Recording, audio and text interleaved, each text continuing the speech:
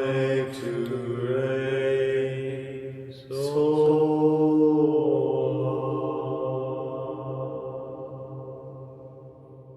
The ancient Tibetan chant to dispel the illusion of duality is we are talking about Advaita being a non-dual perception of reality, Advaita being basically the Hindu type of mysticism, such as Zen being the Buddhist mysticism, as the Kabbalah, the Jewish mysticism. So for those who enjoy the mystic side of faith, the direct experience versus the religious trappings and the ritualistic outward acts. Advaita, Robert Adams, the book, The Silence of the Heart, put it in a nutshell: that which is meant for you, you cannot miss, no matter what you do, and that which is not meant for you, all the work in the world will not make it so. Also, the original guru for the Advaita is Ramana Maharishi, and those who have come in his lineage are Papaji, can be found on YouTube, and Muji being one of the most popular Advaita teachers. And just a word for those who Advaita is just one way of looking at the world. Albert Einstein said that the theory of relativity was just his mental overlay on what is. Reality doesn't need any mental commentary. And the theory of relativity was just his personal overview or explanation on top of what is. And he challenged people, scientists coming behind him, to not be lazy and just use it forever, ever, even though most did. He's like, anything, we make it up. We are the source of this dream. And knowledge of the self being knowledge supreme. And so we are each dreaming our own dream, and there are 7 billion personal realities going on this planet at this particular time. So I say that to say that there is no right way. This is not the way. This is not the truth. There is no the truth. There is no the way. You are the God of your universe, and God has made it source, life, love. All those things are the same. Fill in the blank, whichever you're most comfortable with. Those are all just words, finger pointing at the moon. And so we don't want to get trapped in words, because no matter, as the Tao says, that which can be spoken is not the truth, and the truth cannot be spoken, but it may be heard. It resonate in your heart. So if what we're talking about after we get underway doesn't resonate with you, or if it causes you mental anxiety, just not for you, you will be fine without Advaita. There are thousands and millions of people who have never heard of Advaita, and they live lives quite happily and fine without it. So this is nothing you need. But it might be something that calls to your heart once you hear about it, and it might help you to give you a different view of reality. There are many views, and all views are equally acceptable. Advaita being all-inclusive, the all-inclusive self. So whatever is happening, the mere fact that it's happening is the divine stamp of approval on it. Namaste, meaning you are divinity, play the game. I bow before the divinity in you, play the game as you wish. Again, there are all types of belief, atheists, Hindu, Muslim, Christian, and they all have lives, and they all go about their business. And they have the experience that they came here to have. And again, no right way or no wrong way. The idea of right and wrong is an idea of duality itself, left, right, up, down, hot and cold. So, but Advaita is all inclusive, all includes everything. And so everyone gets to be right, since the ego loves to be right. I give you that from the very start. Everybody gets to be right for you. And what is right for one is not right for the other. And it totally, nothing is right or wrong. Nothing is better than or worse than anything else, except for what you came here to experience. And some people right away, this came up the other day, that, well, some things are better than other things. And being that diet, for instance, certain diets create health, where other diets seem to produce ill health in people. And that's only true in this dimension. And obviously, because if you look around, you see many people, especially in the West, that are eating diets that aren't healthy for them. And they came to experience that, and that is their experience. And it's also for everyone else that can look on and to know that eating like this seems to make the body behave like this. Even though Advaita, there is no cause and effect.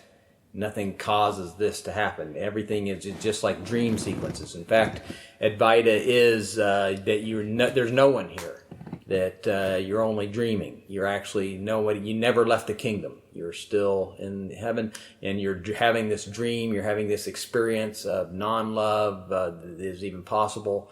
You're having this experience of others. The Mayan culture knew that the illusion of separation, and that which is duality, that anything could be separate from this, that there is only one thing, and it's all love. And I also want to give due to a Advaita singer, one of the few in the world, whose music all contains Advaita lyrics. Chances Are Good, chancesaregood.bandcamp.com, for a very magical experience of Advaita. And as he says, only misperception could turn all this love and beauty into suffering.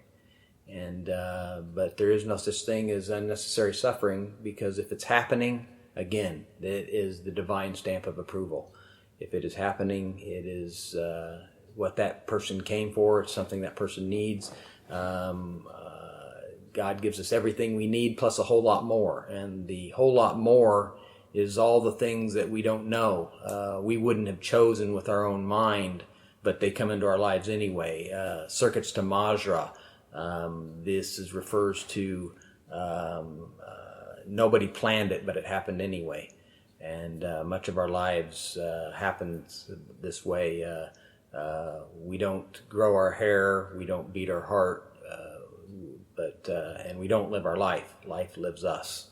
The Bible says that man can make all the plans he wants, but God directs the steps. In other words, life brings circumstances that we don't plan on, and this is happening. This Sufi term is inshallah, being God willing. So I guess, again, it's a very, very hard concept to get our heads around, that this is a dream, and that we are the source of this dream. And another one of Chance's lines is, we are each the magicians casting our own spell, unique to every human, beautiful, mystical, and magical, and I am is behind it all. And when we refer to the I am, we are not talking about the ego only knows one I am, and that is its mental concepts, its memory, and its aspirations, and it doesn't know anything but itself, and it has no capability to understand outside itself. And that's what awakening is getting the ability to look at the ego. Consciousness itself cannot be spoken about directly. Consciousness is the screen, Shivaya, constantly constructing and deconstructing on the screen of consciousness. It's the sky, the clouds are the things that pass over, but the sky is the place. The empty spaces which allows all things to take place has no judgment about what goes on within the space. The space allows all things to take place as it will. Again, some people will say, don't we all see the same tree outside? How can this be separate dreams? Don't we all see the same tree outside? And so to that, the simple answer is that the way you are dreaming it? You are dreaming that other people see what you see. And you are dreaming that other people have a consensus reality. But this is, again, all in your dream. And the Eastern masters used to refer to, am I Hunan dreaming I'm a butterfly, or am I a butterfly dreaming I'm Hunan? And there's absolutely no way to tell what's real until the dreamer awakes. You do not know you were dreaming until you're awakened. And so that is exactly what we were talking about with spiritual awakening. There's no way that you can tell that you're dreaming. Again, the idea that there are others, that others even exist, is only you in your dream and whoever you dream up. And so everyone is serving you. Everyone is an angel. We all taking turns doing work of angels, and everyone is in service to you and teaching you lessons, some of them very unannounced to your conscious mind and the ego, lessons that the ego would have never chosen, but yet are perfect. Everybody that's had a near-death experience and comes and leaves this plane of duality and goes into the unity consciousness, they all say that the one thing that they notice is that there was everything that happened, the worst thing that they ever thought happened to them had to have happened. It couldn't have happened any other way. It was perfect. And everybody that comes back and shares that experience of being on the other side shares, and this is a Advaita staple, that all things are always well, that all things are unfolding perfectly as they are meant to and as they need to, according to your own agreement. And for those of you, Paul Lowe calls free will the most cherished human illusion. And for those of you who don't want your free will taken away, we will give it back to you here in a second. It's again, because the higher self, you, before you came here, before you got a body, the Lakota refer to it as the Wachoni. Before you came here and you made these soul contracts and you made these agreements and to have to dream this dream and to have a certain set of experiences. So it's 100% free will. You have chosen everything, even the worst thing in your life. And people often say, and again, usually from the perspective of the other side, outside of the ego's limited blindness, is the worst thing that ever happened to me turned out to be the best thing that ever happened to me. We see too small of a picture to know these things. And anyway, everybody, it's like everything else. There's, we all seem to want set answers, but there is no set reality. Bashar, a teacher from the future, extraterrestrial, which actually not, he's human, but from our future, from outside of the time, because again, time and space only exists in this dimension. But so anyway, he refers to there's no out there, and there's no set reality, because again, we are each making this up as we go. And so that's why there is no right or wrong, only experiences. And Creator, if it's happening, that's the divine stamp of approval. Chances, one of Chance's songs is laugh and cry, play and fight. It's all, it's all beautiful. Everybody's having lions and the lambs lying together, one and all be smiling. The lions that came to play a game of selfishness and corrupt the Illuminati with their dark plans and the cabals and plan of domination, having the divine experience that they came to have. And the lambs that came to experience love, they are also experiencing that, all within the same, all playing out right next to each other. The Bible has a beautiful verse in it that says that the God hath prepared a table, a banquet table, in the midst of thine enemies. And so the idea being that the enemies and the table are right in the same spot. So you will experience either fear and separation if you choose to look at the illusion of enemies, or you will experience that everything is perfect and that you have everything you need and that you are blessed and taken care of, rich beyond imagination. If you look at the table, it is only takes place where you place your focus, your awareness. And so where you focus your awareness on, some people standing right next to each other happened in the prison camps with Corrie ten Boom. Some experiencing a hellish, horrible existence.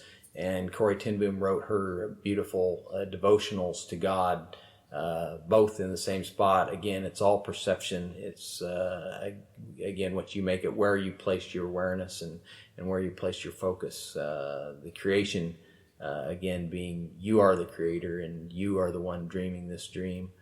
And it's funny that often the same people can be having the same experience, and one say this seems like a hell, and this is a horrible place, and another one, exact same place, exact same circumstances, be happy and describe it as a heaven and feel blessed to be having a part in it. So again, only misperception can take all this love and beauty and turn it into suffering. Suffering is an illusion, but it makes up 50% of, at least 50%, if not more, of what goes on this planet. So it is being used for divine purposes. As eternal beings, no one was hurt in the making of this grand production. You will return. You are actually invincible. The Buddha said, I know myself as that which is neither born nor dies. The ego has a certain time that it comes and discovers itself as a child, and you become self-aware. And it has this date that it's well aware of that it will end, and it lives its entire existence in fear of that date of its own ending. But the spirit knows itself as invincible and eternal, and so has no such fears of things as death. That which you can taste, see, touch, feel, smell are temporal and passing away, and that which is eternal isn't affected by this.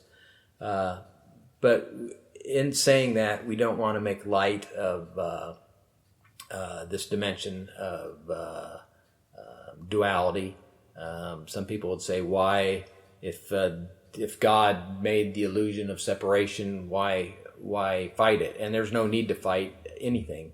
And it can be beautiful. The fact that you have an ego, a story, that your parents gave you a name and you learned to answer to that, and you have memories and you have aspirations, and it's a beautiful gift from God that you left the perfection of heaven to play this game of whatever your name is and whatever your story is.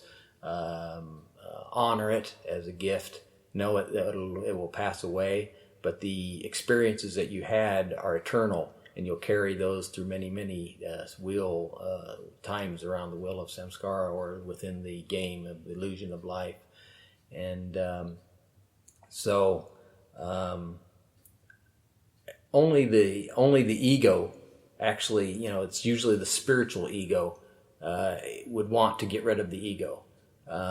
There's nothing, again, wrong with anything. That's an ego illusion, is the illusion of not rightness. That there's things that are not right in the world, is why, as the ego looks at the world. If I were God, I would not allow such things. The ego looks at the illusion of so-called others that it's placed when they're driving. So-and-so isn't right. People at my work don't do things the way I would do. They're not right. So again, not rightness. And then when all the outer things are taken away, the news of this world, the illusion of others, and you're left alone with yourself, the ego turns inward on the self and says that you are not right and you lack. And so this is simply a illusion of againstness or not rightness. There's never need to be anything. You never need to be against anything. In fact, I would encourage those of you who are listening to Paul Lowe wrote a beautiful book called A New Way of Being. And in there he says, just read, and I would encourage you, those listening, just listen to this without agreeing or disagreeing. Paul says, if you're agreeing, you don't know what I'm talking about. If you are disagreeing, you are not listening. And so, and either one of those experiences. So just try to listen, and that in itself is very hard, because the mind does so many things without us asking permission. And one of the things that the mind does without permission is this fault finding, and not finding things that are not right. And it does it to protect you. And another thing the mind does without our permission and without our awareness is it is constantly disagreeing and agreeing with everything it's heard. It's comparing new information with the old information it has. And I'm sure you can see where that would leave you if you constantly do that. You will never get new light, because if you're always using if you're only using things that you already know to judge new information, you will never be able to have new light. And so just listen to this as one of the possibilities. And that's all it is. Again, the things that I talk about are very ancient, but there are many other ways to view the world, and there is no right and wrong way to do it. Life works however you work it. And as Paul also says, Paul Lowe says, there's no, any way can work and no way works, because it's you, the self, the higher self, that makes things work. And what works for one doesn't work for another. And so no way works. Any way can work and no way works, because it's not the way that's working. It's it's you, the self, the dreamer, who's creating that. And so, let's see. Kind of doing this impromptu here.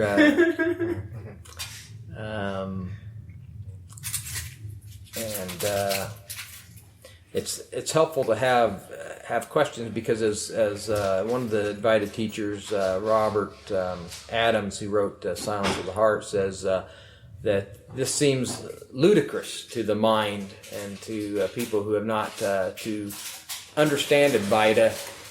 One usually has to have been at it for several lifetimes. And so, again, I would encourage you, if this resonates with you, you have probably already, you already probably felt a pull. And if this irritates you, or causes you disagreement in you, or causes you to become uncomfortable with, the mind really wants security.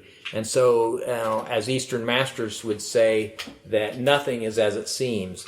If that troubles you and challenges your ego, just go ahead and let this go. Don't worry about it. Just know that Zen, Advaita, these mysticism, paths of mysticism are not for you. You will be fine. You are loved. Namaste. Play the game as you wish. And all paths lead home. Everybody makes it home. And again, no one is permanently injured in the making of this grand production.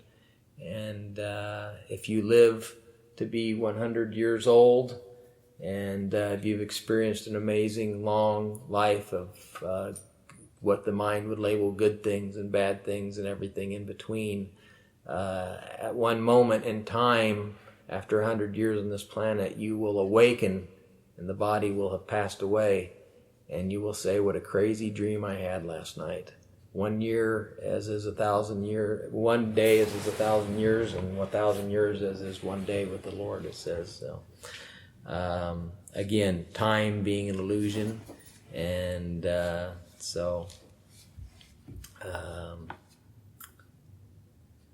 what else to say about the nature and matter of all things? I guess you're only as free as you allow others to be. If there's no way more right than any other way, let love be your guide. Love. I like, again, you can use God, life, and love, and the self in the Advaita, because you are that. So you can use God, life, love, and yourself all interchangeably, and that means the same thing, and it's all love. And so You're only as free as you allow others to be. So if someone else's opinion or view of life causes you to become upset or threatens your ego stance, because ego wants to be right, that's why it goes around wanting to tell other people to believe like me. If I want, that's the ego's measuring stick. If you're right on, that means you're close to my belief. If you're way off base, that means you believe differently than I do. The ego uses itself as a measuring stick, and that is absolutely can't be so in a universe where there is no right and wrong, and it's all personal reality. So you will feel much more free when you allow others. You don't need to. You feel no need to or compelled to be right. I will say, just from personal experience, being at peace is 1,000 times a greater sensation than being right. I know the ego loves to be right, but being at peace is 1,000 times more wonderful than being right. Would you share some thoughts on just like universal love and acceptance? Really, the Advaita breeds acceptance when we acknowledge that there is no one way is no better than any other. And one thing that was very hard for me to understand, and it took very long years, is that also awake is no better than asleep. There are people that have came here to, they will never wake up. They came here to play the role of an asshole. And one of Chance's songs is, his Advaita songs is vegans and meat puppets, saints and assholes through the ages, And again, they come and they play their role, and they play it for you. If you encounter an asshole and you want to be, and you're on the path of being a loving and being a blessing to all sentient beings, it's the assholes that really let you work your love muscle. It's easy to love people who are loving, and loving you back. There's no strengthening of the love muscle with that, but it's the assholes that strengthen the love muscle and let you experience the divine experience of love and accepting people exactly as they are. And one of the most beautiful prayers that Brother Chance prays for people is that, and it's a prayer that I can't think of any better blessing to give anyone, is may you always be ecstatic to be exactly who you are. And that's no matter how you are, because again, no matter whether you're in a passing, clouds come and go across the sky. If you draw a picture of a murder on a chalkboard, the chalkboard is not aghast, the chalkboard is not insulted, and nor does it care what's drawn on it. Happy face, sad face, the chalkboard isn't happy or sad.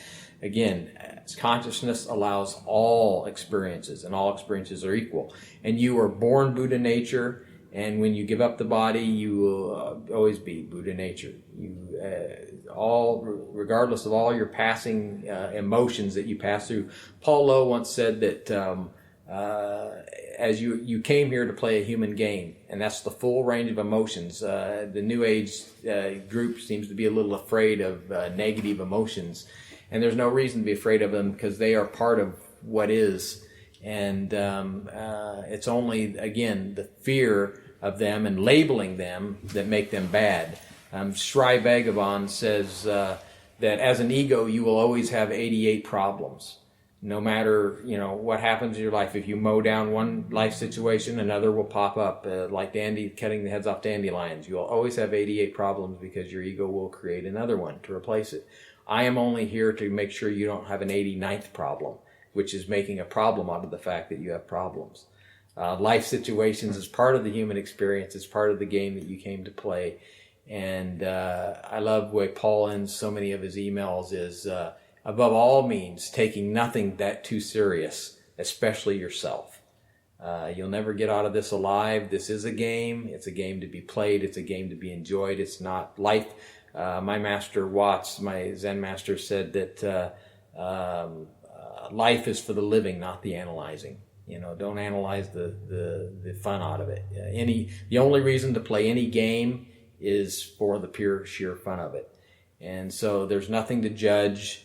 There's no reason to get mad. There's nothing to be against. Everybody is allowed to play whatever game.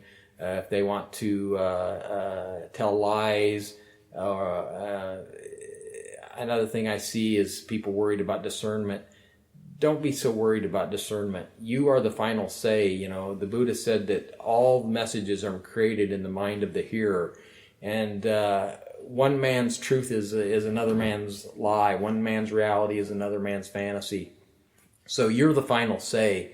So there's no need or reason for you to discern whether, you know, what's going on in another. It's not for you to judge. Again, you are the only one that exists. The illusion of others, they are there for you to have experiences with. And I like the Mayans, some very wise civilization, and they knew the importance of unity consciousness, and they wanted it to be driven into everyone that there's no such thing as others, that we are one, one love, one people, one, that all is God. And so they would, as in Hawaii, aloha, it means goodbye and hello, depending on when you use it. En lakesh alaken translates, you are another me.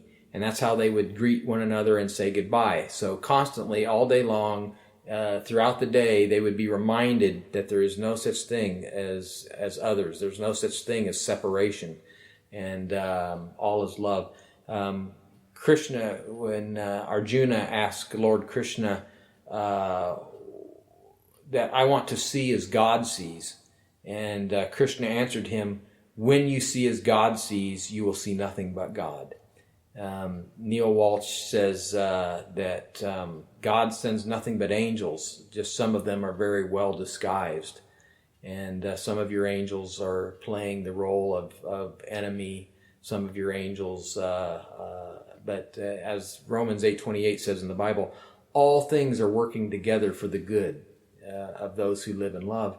And so even those, my Zen Master Watts says, even opposites seem to be working together. And even that which is opposing or appears to be opposing one another are actually working together for the good and for a common purpose. There's only one thing happening here. There's not several things. That's an illusion. And another Advaita line out of one of Chance's songs is everybody lives in my head, and this head is soon going to drop dead. So enjoy the illusion while it lasts. And so again, there's nothing to be upset here about. There's all is unfolding as it should, and that which is meant for you will come to you, and you can miss it 1,000 times and it will appear at the next turn, and that which is not meant for you, all the effort in the world will not make it so. Muji was, a lady was asked by Muji, Muji, I have to make a decision, and my husband will leave me and my life will be ruined if I don't make the right decision. This all depends on me. I have to know whether I should leave or whether I should stay. And she's crying, and Muji says, oh, and only those, I encourage you to watch Muji. Even if you do not understand the message right away, the love that streams out of his heart, it's a heart transmission that you will get from Muji of pure love. And the Muji, in just the love pouring out of him, says, dear soul, who has told you this burdensome lie that the universe depends on your feeble mental choosings? This is not so. This is too much for a frail ego to bear. And yes, life does not depend on your choosings.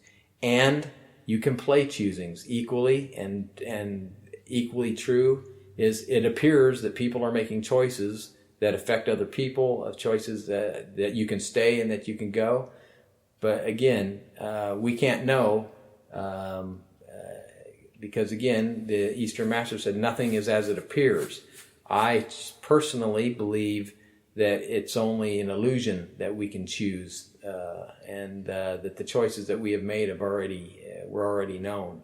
And so you can play choosing, and that's part of the game and part of the reason that you came here. And those that want to, some people play this game and they're equally awakened. I consider one awakened is in fact, I don't even like to name it. Paul calls it the unnameable state. And enlightenment, awakening, moksha, whatever. But the point is that you just either know that there's more to you, that you are more than just a story that's here for 90 years or 100 and passes away, or you know that you are eternal. That's the only thing when I say awakened is if you know that there's something more to you, if you know that there's an eternal aspect to you. And so, again, asleep is no better than awake. You might suffer less, but there's nothing wrong with suffering. The Bible says that the momentary sufferings, they only last for a little while, do not compare to the eternal things that they produce. And so there's a great teaching that has yet to rise up in me on suffering, because it's. Look around, watch the news. Suffering is a great part of what's going on in this dimension, and it's not by accident. It's on purpose, and it's for a divine purpose. And so, all things that are happening are equally of benefit. If it's happening, again, it's got the divine stamp of approval, and that's how we can remember. We need judge nothing. Don't need to be against anything. Eckhart Tolle tells a story about going to an anti-war rally, and he said, I don't have any desire, but I would love to go to a pro-peace rally. You never need to be against anything. You can just be for what resonates and gives you joy and passion, and that's all you need to be. You never need to be against anything, only for that which gives you joy and passion. Someone once said to me that the universe doesn't recognize exclusion, only inclusion. So when you say what you don't want, universe hears, give it to me. Yes, that's right. And Neil Waltz says the same thing in his that God creates by contrast, and it's like that you're just honing what you want. By getting what you don't want, you know better what to create. And again, that you're creating. And when you see yourself as an eternal being, there's no hurry. It's not a race. You have thousands and thousands of lifetimes, many worlds, all running congruent. And this is just a sliver of a sliver, like a single sand on a beach. This is just a tiny, tiny, tiny aspect of who you are. You're playing thousands of different ego stories where every time you make a choice, a different life breaks off, and all these parallel dimensions on different planets. I mean, it's you are a very, very vast being, and so. But again, ego is very threatened by anything that would be more than itself, and so it makes it hard to think about things that could poke holes in the realness of its existence.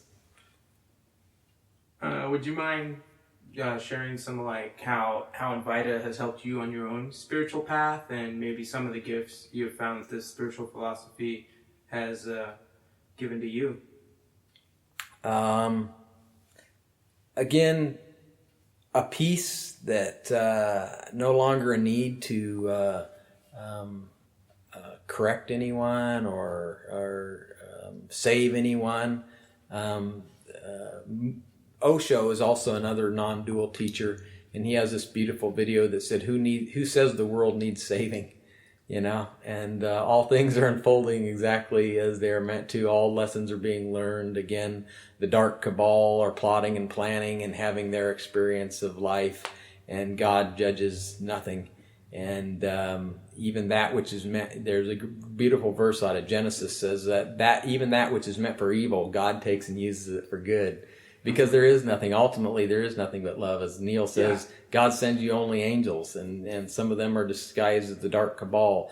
My master once said somebody in traffic, cut them off, and the emotions rise up of how dare they insult me and disregard me, by cutting me off in traffic. And then he says, Shiva, you old devil, I almost didn't recognize you, yeah, you almost got me.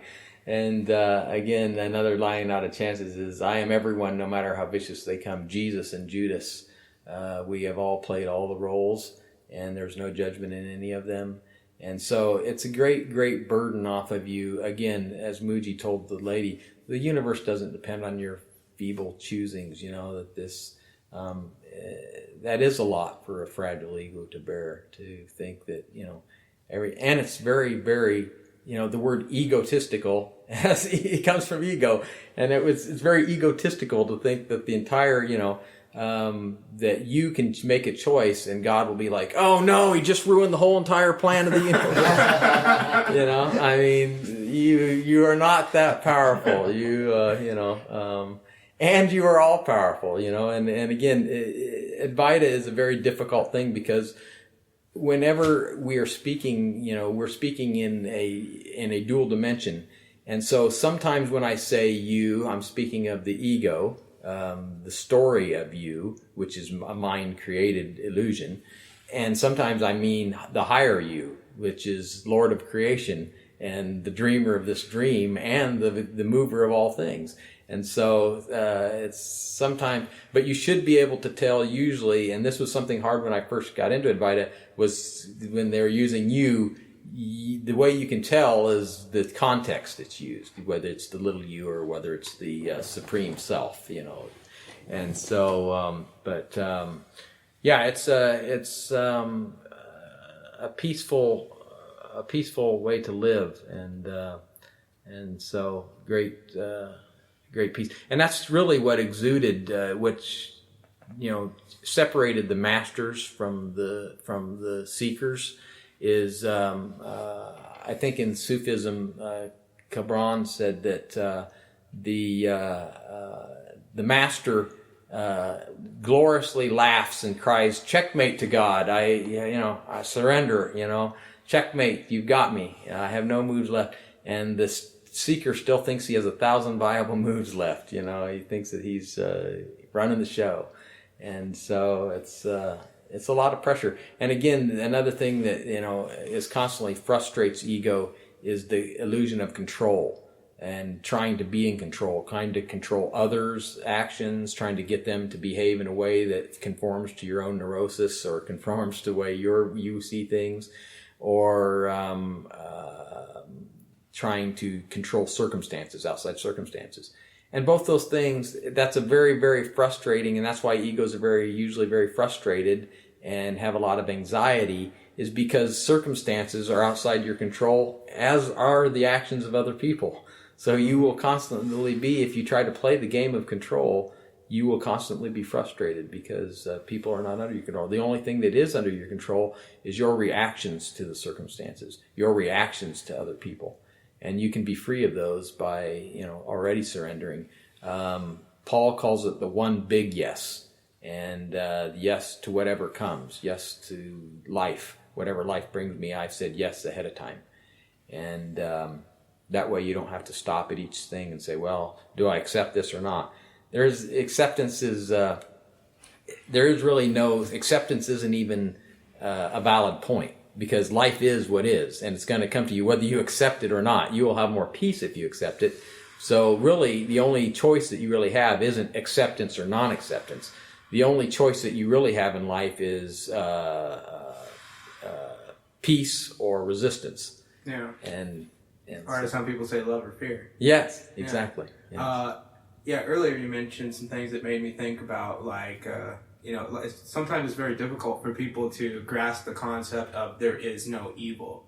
And one of the things I usually like to share with them is that there's only less love, or there's only a lower rung on the ladder of good, because, all actions in this universe, according to how I see it, are fueled by a desire to connect with love in some more way. So, if that's the underlying initiating factor, well, then it's eventually going to be good in some respect, and also, I like to use the analogy that, people say, good, evil. No, there's just lighter and darker, like take, for example, even what we call darkness when we're in this room and I can't see my hand in front of me. Well, that's not truly dark.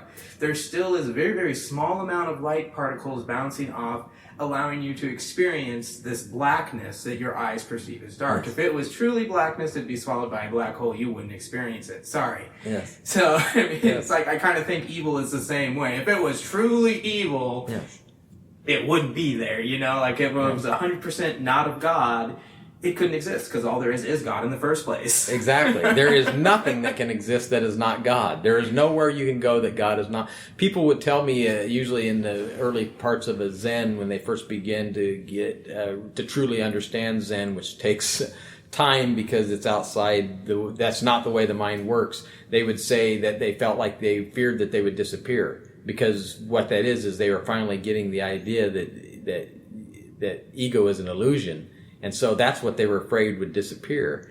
And so I would always tell them, it's the joy of an ancient thing, it's the joy of mystics to disappear. And that's what mystics love. Mooji sings the song, I am his presence and he is my absence. And where the two meet, a beautiful vanishing happens. There's this beautiful song by Spangl, one of my favorite bands, and the lyrics are, when will I be free? When I will cease to be. No more rivalry, just perfect harmony. Yes, exactly.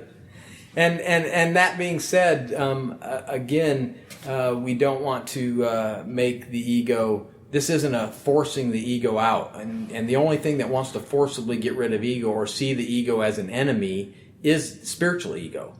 And so only ego wants to get rid of ego. Again, God created us to come here and have a story. We didn't have to come to a dual dimension. We chose to come to a dual dimension. And evil exists because that's how much God loves us. God loves us enough to say, have the gamut of experiences, any experience you can imagine, no matter how so-called evil or no matter how good it is. I don't judge the experiences. They're all the same to me. And so that is the absolute love of God. Because when you truly love someone, freedom, and this is what the Osho, why he's my favorite, one of my favorite religious bad boys, is he got such a bad rap, and all he taught was complete freedom for the self.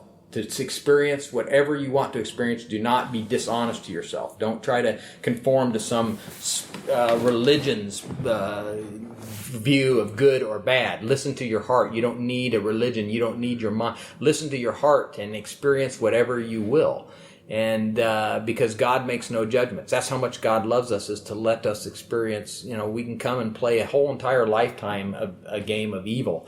I had a dimensional experience one time, and where I was visiting doppelgangers of me, my story in other dimensions.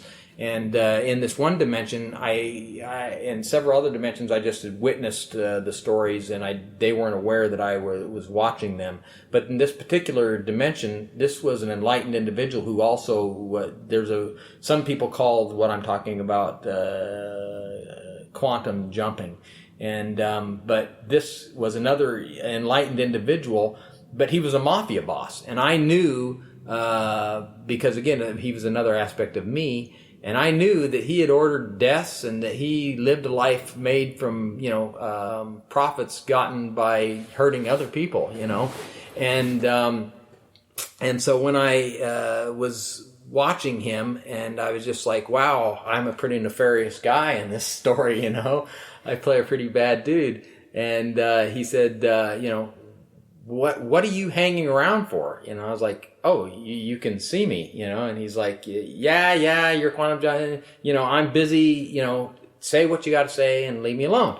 And I said, you're enlightened enough to know these things, and yet he's like, oh, he goes, you're playing that, I want to be and he's making fun of me. He's like, I want to be a blessing to all sentient beings, and he's like, he challenged me. He goes, do you need people to love you so bad that you would, have to be a blessing to people and do that? I was like, I don't think that. I didn't really choose this path, And he's like, oh yeah, choicelessness, right. And he's like, well then, I didn't choose my path. And he goes, and anybody that I've contracted to murder, yes, I know you don't like that idea. Anybody I've contracted to murder is a soul agreement. And is that not what you believe? And I was like, yes, that is what I believe. And so he's like, and so where is the judgment? And he goes, there's judgment there. And so I was super, super challenged at that point, because that was before I was, I came to the awareness that, asleep is no better than awake, one game is no better than any other game. It only depends on what you came here for. So this guy was super, super challenging, and it made me look, his teasing, brought up truth. So he served me greatly.